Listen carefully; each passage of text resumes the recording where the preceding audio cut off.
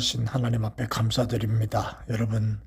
여러분이 계신 곳에서 늘 건강과 평안을 누리시는 그러한 한날이 되시기를 바랍니다. 오늘은 빌립보서 2장 5절로부터 11절에 있는 말씀을 가지고 나를 비우는 그러한 모습이 무언가 하는 것을 한번 생각해 보려고 합니다. 본문 말씀의 핵심의 구절은 5절입니다. 너희 안에 이 마음을 품으라 곧 그리스도 예수의 마음이니 라고 말씀하셨습니다. 예수의 마음, 이건 무엇을 의미할까요? 무엇이 우리 예수님의 마음일까요? 6절의 말씀을 읽어보면 그 내용을 조금은 알 수 있을 것 같습니다. 내용의 요약은 이것입니다. 원래 그는 하나님이셨는데 하나님과 동일한 것을 취하지 않고 자기를 비워서 종의 형체를 가져 사람들과 같이 하셨다. 그 다음에 자기를 낮추시고 죽기까지 복종하셨다. 원래 높으신 분이지만 한마디로 말해서 자신을 비우고 종처럼 낮아지신 분이 예수님이시고 그분의 마음이 바로 예수님의 마음이라고 하는 그 얘기입니다. 여러분, 나를 비우는 삶 어떻게 해야 할까요? 지나온 세월 60년 혹은 70년, 80년, 90년 살아오면서 그렇게 중요하게 여기고 나의 삶에 중요한 것을 거기다 두고 살아왔던 그것들 우리 몇 가지 있지 않습니까? 첫째가 뭡니까? 권위의식입니다. 미국 사람들은 어떤지 모르겠습니다만은 한국 사람들, 특별히 이 부분에 예민한 사람들 참 많습니다. 그러나 나를 비우는 생활의 첫 번째가 나가 비록 권세를 힘을 가졌다고 할지라도 마음을 비우고 그 권위의식을 갖지 않고 살아간다는 겁니다. 예수님처럼 말입니다. 예수님은 하늘과 땅의 모든 권세를 다 가지신 분이었지만 권위의식을 버리고 자기를 비우고 종의 모습으로 말구유에서부터 시작하셨습니다. 미국에 있는 역사를 가만히 살펴보면 역대 대통령들의 평범한 삶의 모습으로 돌아가는 그러한 일들 종종 보게 되지요. 감명을 받을 일들이 참 많습니다. 과거에 그 대통령에 있을 때의 권위 이런 거 싹 없었고 줄을 서서 기다리기도 하고 또 차표를 직접 사서 차를 타고 다니는 그런 모습들, 이렇게 모습을 볼 때 참 멋이 있다라고 하는 것을 생각해 보게 됩니다. 목사들 가운데서도 가끔씩 이런 분들을 봅니다. 정말 목회를 크게 하신 어른들이고 또 공부도 많이 하고 존경받는 그러한 목사님들이 점심시간에 식판을 직접 들고 가서 교역자들과 성도들과 함께 식사하면서 교제를 나누고 또 함께 어울리고 함께 진행하는 그런 모습을 볼 때 참 멋도 있고 맛도 있는 그런 모습이구나 라고 하는 걸 생각해 볼 때가 많았습니다. 여러분 혹시 이런 경험 있지 않습니까? 반대의 일들이지요.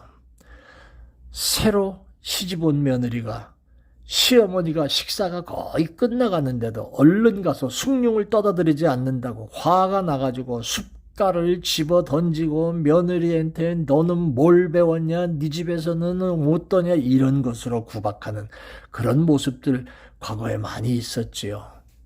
옛날 어른들은 지나친 권위의식에다가 자기들이 당한 걸 그대로 대를 이어서 그렇게 하는 그런 모습도 있었던 것 같습니다.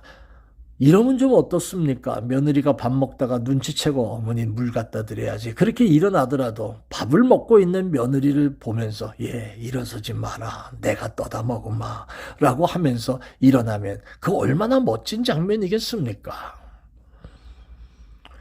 교회 안에서도 저는 목회자입니다마는 회사나 이런 데서 일을 하지 않아서 모릅니다마는 교회 안에서도 가끔씩 보면 전도사 나부랭이밖에 안 되는 것들이 주의 종 하면서 주의 종을 이렇게 대접하냐고 푸념하고 이런 정신없는 아이들을 종종 봅니다.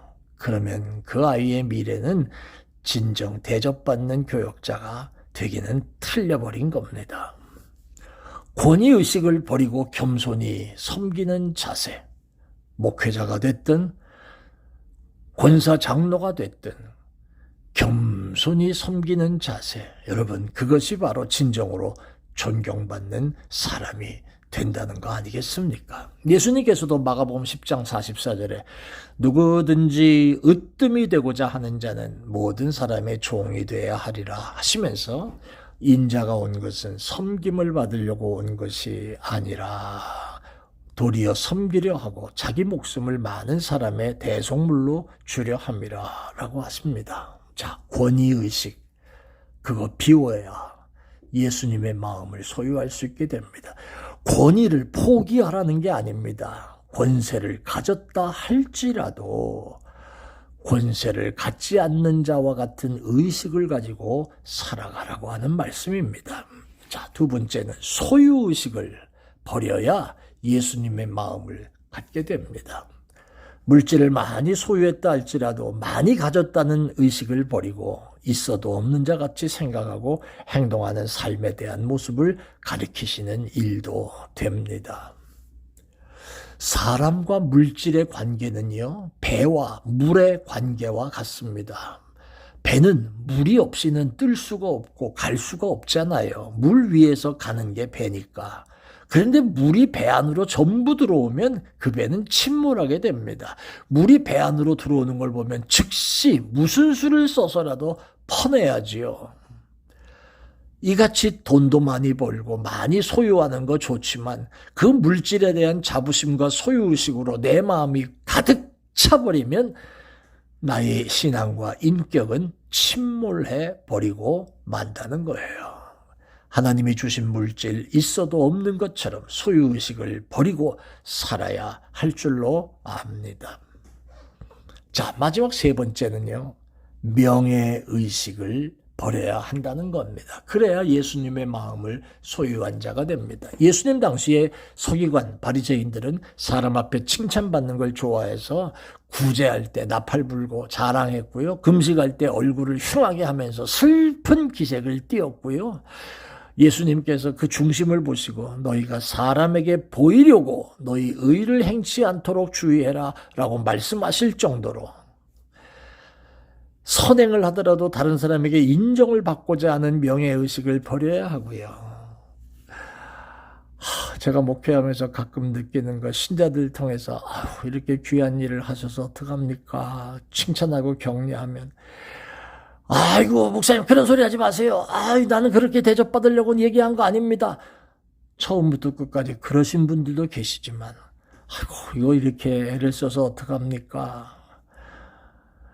목사 앞에서는 그냥 쉽게 얘기를 하고 돌아다니면서는 내가 이렇게 일을 했는데 알아주지도 않고 인정도 안 해준다고 그런 소리를 하고 돌아다니는 그런 모습들이 있는 성도들을 볼 때 이런 모습들이 우리 속에 많이 있는 게 사실이구나 하는 것을 보게 됩니다. 명예를 얻을 만한 일을 했어도 명예의식을 버려야 참으로 훌륭한 종이 되는 것을 보게 됩니다. 마지막 이런 얘기를 하면서 오늘 말씀을 정리해 봅니다. 어떤 청년이 하룻밤 철야 기도를 하고 나서는 무디 목사님을 찾아왔습니다.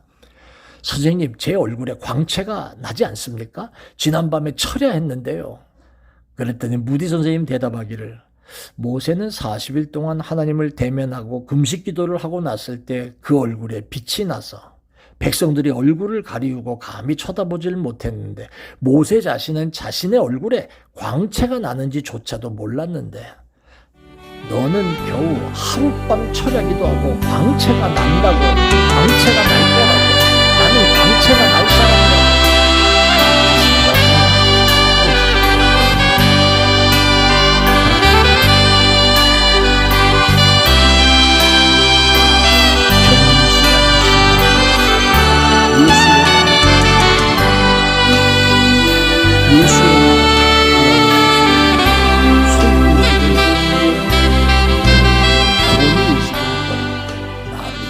삶을 진행하게 될 때 예수님의 마음 그리고 아름답고 견고한 믿음으로 자라게 되는 겁니다. 오늘 나를 비우는 삶을 살아서 하나님께 더 사랑받는 여러분들 되시기를 바랍니다. 아멘. 은혜로우신 아버지 고맙습니다. 내 자신의 권위, 명예, 소유의식, 주님, 비록 내가 가졌다 할지라도 안 가진 자의 모습처럼 겸손하게 살아가며 주님의 마음을 소유하고 사는 종들만 되게 해주세요. 감사해요. 예수님 이름으로 기도합니다. 아멘. 고맙습니다.